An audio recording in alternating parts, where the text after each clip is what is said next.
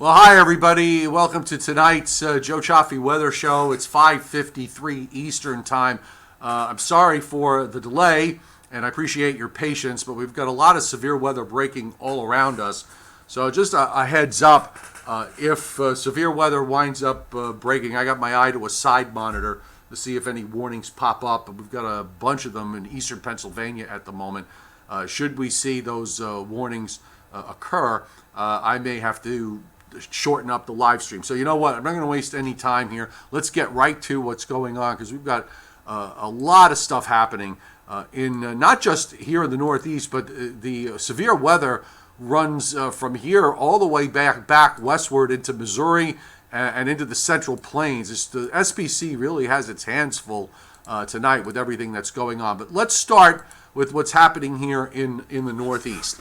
And what we're seeing on the radar, there's two things I want you to kind of focus on here with respect to the showers and thunderstorms that are out there. First off, you've got the storms in Pennsylvania, which they haven't really formed into any kind of line, although they are seeming to come together now in the last half hour or so. There seems to be it's a bit more linear looking, but the cells themselves, the big cells, have been somewhat isolated, and there have been some supercells in here, and we've already seen multiple severe thunderstorm warnings and multiple tornado warnings. That line is sliding more east-southeast, so that looks like it goes into southeastern PA and the southern half of New Jersey. I don't know if SPC is going to be massaging any of the severe thunderstorm watches and tornado watches that they have up.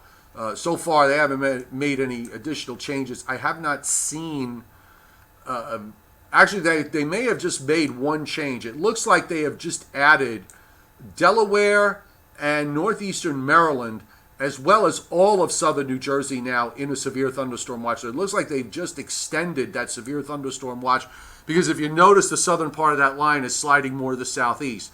Now, for northern New Jersey, northeastern PA, the Hudson Valley, Long Island, and western Connecticut, look at the storms that are up. It looks like you've got these storms that are moving into the Catskills. I just noticed that we do have a working tornado warning for Delaware and Broome counties. So those storms are holding together quite well and actually starting to expand a little bit in northeast PA. The atmosphere is destabilizing relatively quickly this evening. I found a new tool. We're going to come back to the Upton radar in a second, but I got to see where I put this. What did I do with it? I found a new tool. I did put the link up. I hope I didn't accidentally get rid of it. Hang on. I guess I did, but no matter. We can do it a different way. So I'm going to just jump to SPC's map for this evening, and you can see where the radar echoes are and the outline of the severe thunderstorm watch and the tornado watch that is going. You have this severe thunderstorm watch up for the northern half of Indiana and northern Ohio. There's a bit of a break in through Illinois before we get into another tornado watch, which I'll show you what's going on in the plains in just a bit. But you see that northern part here starting to generate the blue squares or boxes here are the severe thunderstorm. The reds are the tornado warnings. So you're getting some tornado warnings up in northeast PA and on the other side, on the New York side. But take a look at these surface obs as of 6 o'clock.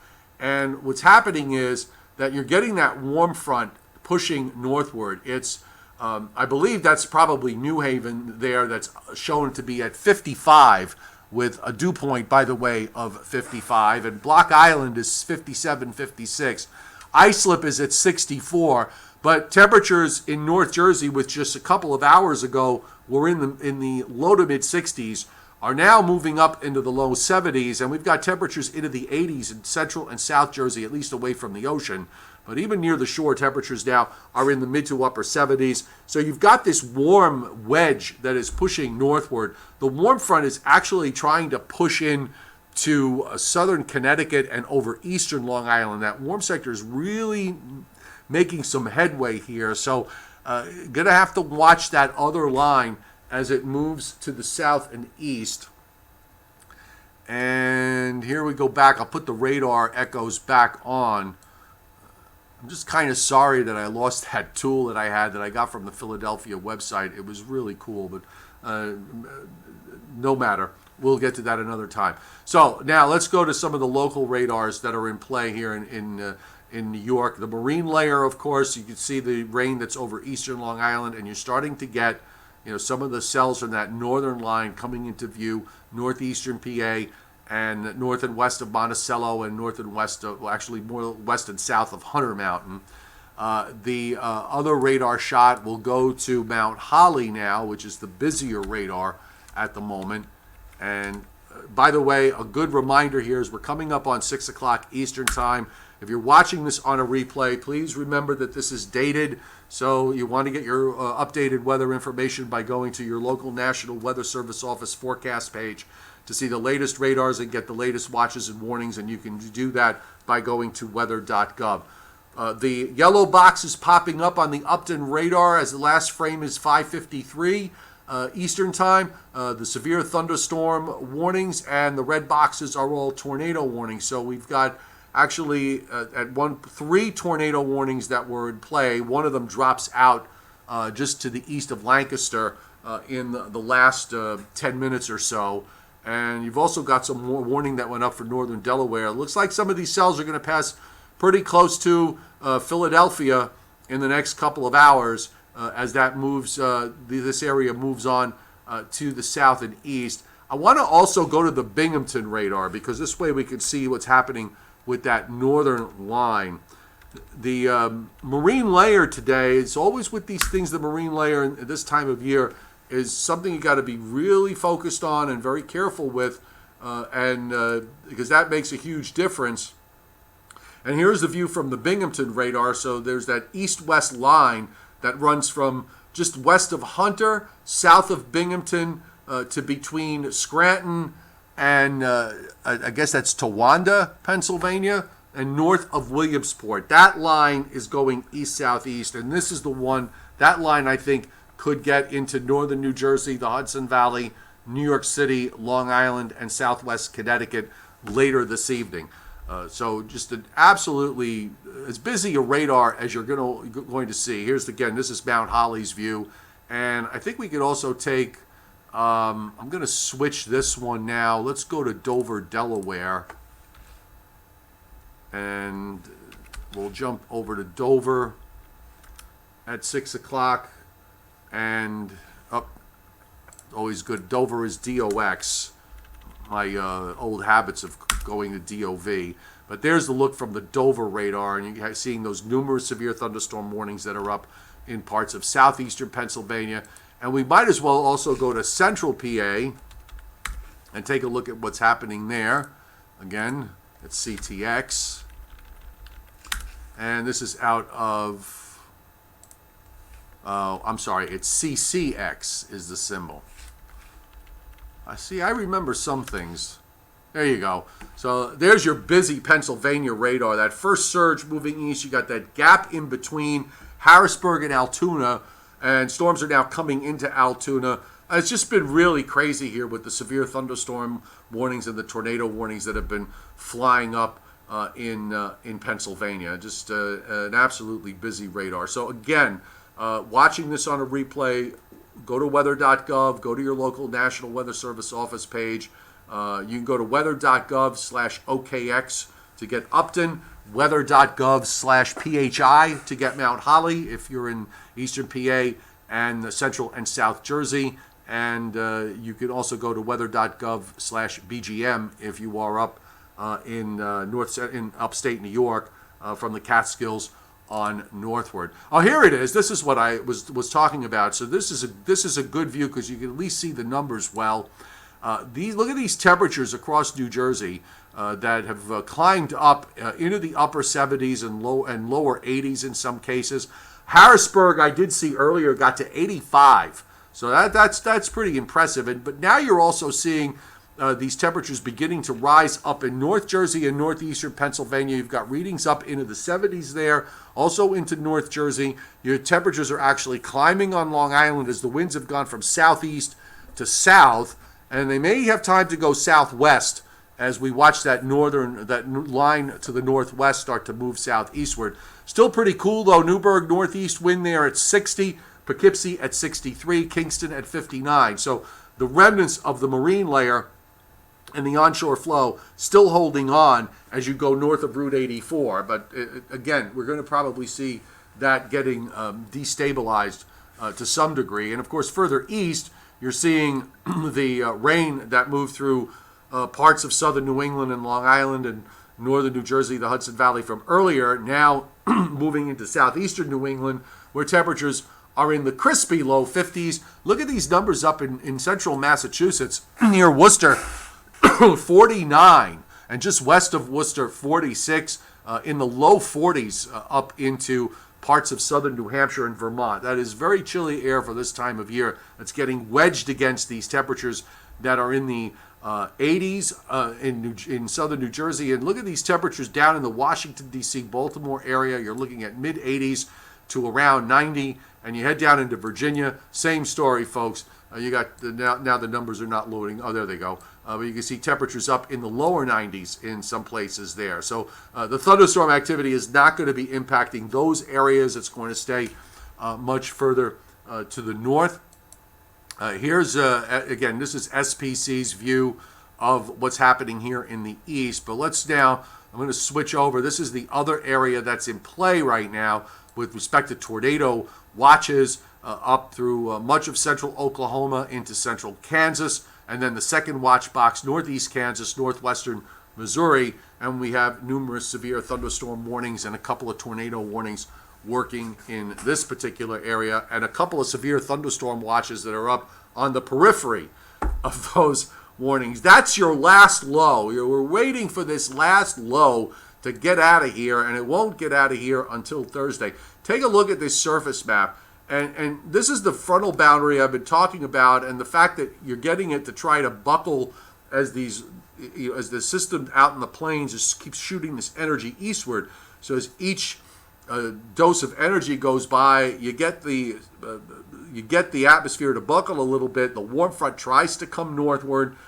It'll have some success. The cold front will then move to the southeast, and then you'll get another wave like this later tomorrow, and then the last one will happen on Thursday.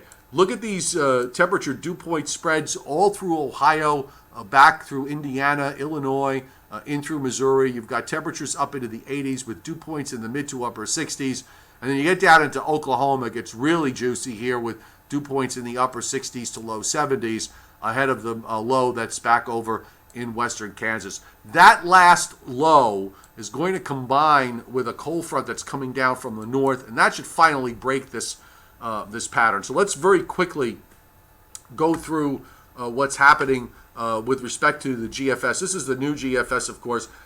That boundary zone is pretty well defined. You have cool air to the north. You've got very warm to very hot air to the south, especially in the southeast with the ridge in place. And the boundary zone in the middle is where you start to see all these big thunderstorms laying pretty much right across New Jersey all the way back into the Rockies. And yes, that is snow showing up this evening in parts of the mountains of Colorado and Wyoming. So late tomorrow, another shot of energy comes eastward. We'll have perhaps, I think, another threat for showers and thunderstorms, and it wouldn't shock me if we wind up seeing some severe weather with that. And then here's the change on Thursday. The last low comes out, but now you're getting the northern part of the jet stream involved, bringing a cold front through here with some showers and storms late Thursday. That's a big change. That's a big difference in what we've been seeing in the pattern for the last couple of weeks. We are seeing the pattern change now, and once that last front goes by, we're going to dry out nicely for Friday. And for Saturday, there's a weak weather front that comes through late Saturday night, early Sunday morning with a couple of showers because the northern part of that jet stream is going to get active. So I guess we have to ask the question about how real is the possibility of a wave developing on that front for Sunday. And I haven't really spent a whole lot of time looking at the long range, But when we take a look at the upper air, here is, we've been advertising the last few days with all of this. The deep trough in the west, we know all about it, and the ridge in the east. And of course, now that ridge in the east is going to start to get flattened, because if you look right in the middle, you start to see this upper low coming down from central Canada into James Bay and pushing into the northeast. So now you've got some troughing in the east, and by the time we get to the end of the week, the troughing in the west, except for that upper low in Southern California, the deep trough in the west is gone. And that gives the folks in the plains a nice break to look forward to. I'll take it one wider. We'll go back one run, and we'll go to this wide North America view. And again, all of the players here are doing what they're supposed to do to get this pattern change underway. Deepening upper low near the Aleutians, right along 160. That starts to bring the heights up and the pressures up in the plains and on up into Canada. And gradually the trough comes into the east. At least it's moving, which is good. Hopefully it means that we won't see weather systems getting hung up for too long. But the sort of unrelenting pattern that we've had for the last few weeks and longer with the trough in the west is finally going away, and that's going to be some welcome relief. Doesn't completely eliminate severe weather in parts of the plains and in the middle Mississippi Valley, if only because there probably will be some short waves embedded in this flow that could trigger some storms, but I would guess that if that happens, they'll be more isolated in nature instead of these widespread outbreaks. And then the attention will be focused more into the east with this kind of look. This first week of June, or the first days of June, going into from Saturday and into the first part of next week, I would say would probably be near or actually maybe a little bit below average in terms of temperatures. All right, it looks like we do have, there's a working tornado warning I want to mention here. I'm going to go back and pull up the radar. Let's go to, we'll get the, hang on, I'm going to have to do this a different way here. No. There we go. Let's see if this should work. All right, looks like a tornado warning may have just popped up. I'm seeing it right there. It's between Lancaster and Philadelphia. Let me take a look on the Weather Service's page. There's all sorts of delays with regards to some systems versus others. I have one where things pop up a bit faster. So hang on one second here. So this is a new tornado warning that has just been issued. This is for central Chester County in southeastern PA. Radar indicating rotation. So we don't have a report of a tornado on the ground, but we do have radar at least indicating rotation. So still seeing some pretty busy conditions here with regards to the severe thunderstorm warnings that are up and some of the tornado warnings that are up as well. All right, I'm going to come a quick visit here on the chat board because we're going to have to move the live stream along tonight with everything that's going on. Thanks everybody for being here, by the way. Really appreciate it. Again, appreciate all of your patience. Lisa Nueves, off to Miller Ale. I know where that is. There's one out near me too. Enjoy. Wish I could go and get myself a relaxing beer, but not happening. With respect. Alfred Phillips giving us all hope because in Wainwright, Alaska, on the North Slope, it's 44 degrees Fahrenheit, and that's good to hear. John Chris Smith, all doing quite well.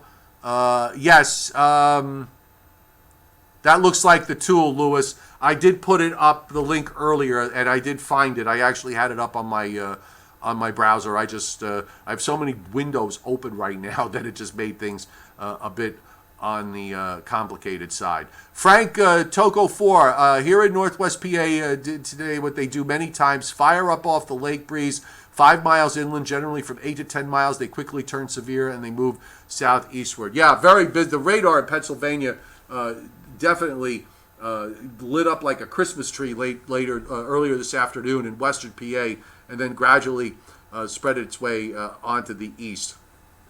All right, so look, folks, I'm gonna call it quits here at this point. There will be additional updates coming on probably on Facebook later this evening, and of course I'll have website posts. If you're in my neck of the woods, you can tune in to FiOS 1 News Long Island, FiOS 1 News New Jersey, and FiOS 1 News Lower Hudson Valley. Doing all three zones tonight because my colleague Joe Rayo had the good sense to take today off, the day after Memorial Day, so he left me with all the chores, and we will we'll have at it later on tonight. Again, probably do some live breaks in on Facebook, plus the website will be updated. And for those of you on Patreon, you'll get some updates coming your way as well. Otherwise, please be sure to keep an eye to the sky. Izzy, do those storms make it to the coastal counties, to Monmouth and Ocean? Watch the line. Watch the line that's up to the northwest. The fact that the temperatures are rising actually does lend support to the storms that are up in northeast PA and moving through the Catskills now to gain some strength as they move southeastward. So I'd be keeping my eyes on those storms. And with the marine layer gradually thinning out, I think they have a shot of holding together. Even for Long Island, William Uber, they could wind up, and Chris Alley, they could wind up holding together. All right, guys, have a great evening. Please be safe, and we will perhaps see you later.